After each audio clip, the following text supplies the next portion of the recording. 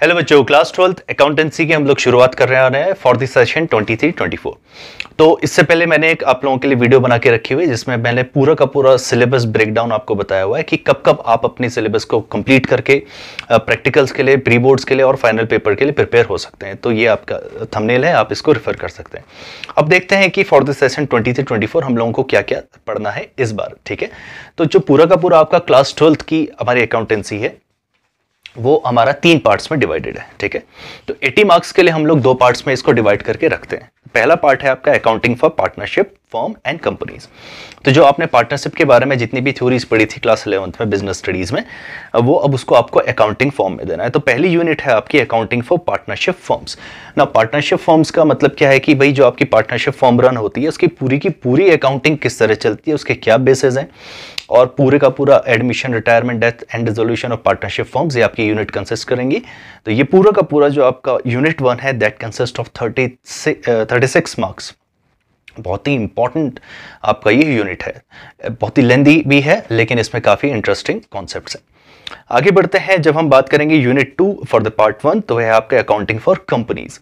Shares कैसे issue किए जाते हैं उसकी अकाउंटिंग कैसे होती है, डिबेंचर कैसे इशू किए जाते हैं उसकी अकाउंटिंग कैसे होती है, ये आपको इस पूरी यूनिट में देखने को मिलेगा। तो ये है आपका 24 मार्क्स का। तो पहला जो पार्ट है वो आपका 60 मार्क्स का है और ये आपको करना पड़ेगा। ठीक है, नाउ अब दूसरे पार्ट में जाते हैं, part B, financial statement analysis. तो इसमें जो आपकी थर्ड यूनिट है वो है एनालिसिस एंड फाइनेंशियल स्टेटमेंट, जो आपकी 12 मार्क्स की। अब इसके अंदर आपको क्या क्या देखने को मिलेगा कि जो हमारे फाइनेंशियल स्टेटमेंट होता है, मतलब report card of the company होती है, उसको कैसे एनालाइज किया जाता है, बता the different tools to analyze this financial statement, मतलब रेशियो एनालिसिस क्या होता है, बाकी चीजें क्या होती हैं, डिफरेंट डिफरेंट रेशियो से आप इसको करेंगे। ये आपकी 12 मार्क्स की। और the last is cash flow statement, जो ऑर्गेनाइजेशन के अंदर कैश है उसकी कैसे हम लोग अकाउंटिंग कर सकते हैं, दैट इज फ्लो स्टेटमेंट बना के। तो वो आपका 8 मार्क्स का है। बहुत इंटरेस्टिंग है, बहुत ही अच्छी चीज है और ये थोड़े से इंपॉर्टेंट भी है आपके आगे के लिए। तो ये आपका पार्ट बी जो है 20 मार्क्स का है। तो पार्ट बी एंड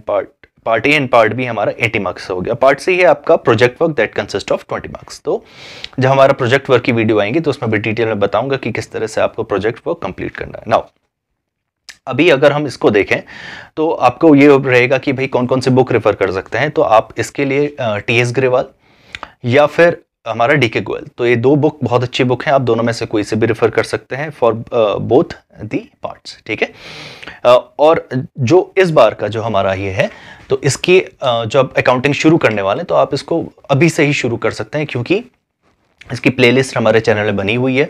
आप पार्टनरशिप हो गया या फिर बाकी चीज़ें होंगी उसको रेफर कर सकते हैं अभी से ही, और अपना सिलेबस अपने शुरू कर सकते हैं। तो बाकी वीडियोस भी हम लोग डालते रहेंगे इस पूरे सेशन के लिए जो भी इंपॉर्टेंट है, और अपनी स्टडीज़ को कंटिन्यू रखिए और अच्छी तरह से प्रिपेयर होते रहिए। So until then, studies.